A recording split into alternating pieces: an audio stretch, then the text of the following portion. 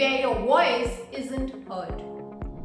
I'm quite sure many of us would have experienced it. And that's where we come today, talking about very important topic which is called inclusivity. Let's start by understanding the concept of inclusivity. Inclusivity means where everybody is valued, respected and welcomed, no matter where they come from and who they are. Well, if we talk about inclusivity, it also has another definition. It is a safe environment where a person is welcomed for their unique ideas, perspectives and talents, whether you talk about education, society or workplace. Let's understand the concept of inclusivity with an example of puzzle pieces. Well, inclusivity is quite relatable to puzzle, where every character, every person acts as a unique piece. To complete the puzzle, all the pieces must fit together despite of their shape or color. To create a beautiful picture, everybody has to work together and support each other. Let's discuss about the evolution of inclusivity. So we had different movements in the past like civil rights movement, feminist movement, which challenged the discrimination against the race, gender, ethnicity. Then came globalization, which led to the upliftment of cultural diversity. In India, if you talk about Section 377 was a huge movement for the LGBTQI+ community. Many institutions like IITs and NITs are talking about to create a balance with their gender ratios, which was one time a male-dominated field. Many multinational companies are creating inclusive environments and culture. So why can't education sector implement these inclusive strategies in their classroom? That's why we bring you this video to implement all these strategies in your classroom. So educators, let's understand how we can implement these inclusive strategies in our classrooms.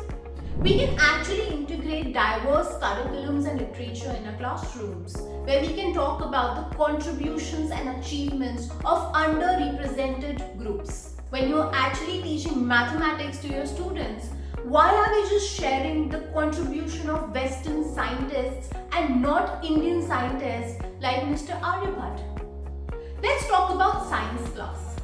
Why are we only talking about contributions of NASA to the world and not talking about ISRO, which is equally important for the students to know? Another inclusive strategy that we have is called differentiated instruction, where educators can apply different methods of assessment, teaching and other methodologies to make their classrooms more inclusive. For example, you can use VARK model, which applies visual, auditory, reading and writing and kinesthetic learning styles to your classroom to make it more interactive. The next inclusive strategy that you can incorporate is called multicultural events and celebrations. Imagine conducting a junior MasterChef competition where students can bring in diverse, cultural, authentic food that they have been eating for years. What about conducting a dance and a singing competition where they can actually introduce other students with their folk dances and songs? Incorporating these competitions can really help students to welcome and accept each other's diversity and culture. Next inclusive strategy is creating inclusive learning spaces, which leads to fostering of self-esteem for a child. For example, shouting at a child for making a mistake, that will reduce their self-esteem. That is not an indication for inclusive culture. You can talk to them after the session is over.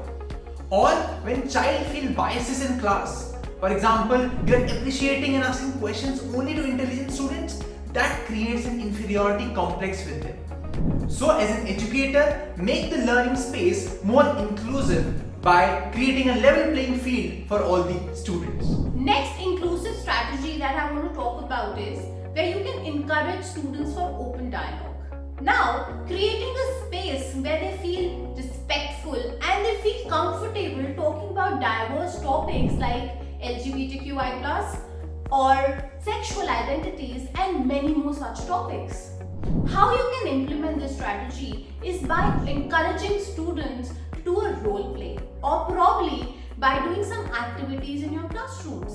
Now, this strategy would definitely help you educators to know about the diverse perspectives and ideas of the students. So the last inclusive strategy is managing microaggression. Now, what is microaggression? Microaggression is a subtle state where people bully a minority community. Many schools today see a lot of incidences of bullying for EWS category students. What educators can do? They can do sensitivity training, sensitizing people about different communities and cultures. This will reduce the incidences of bullying and microaggression. I hope all these inclusive strategies were beneficial for you, and all of you will be able to implement these strategies in your schools and classroom. Like, share, subscribe for more such videos.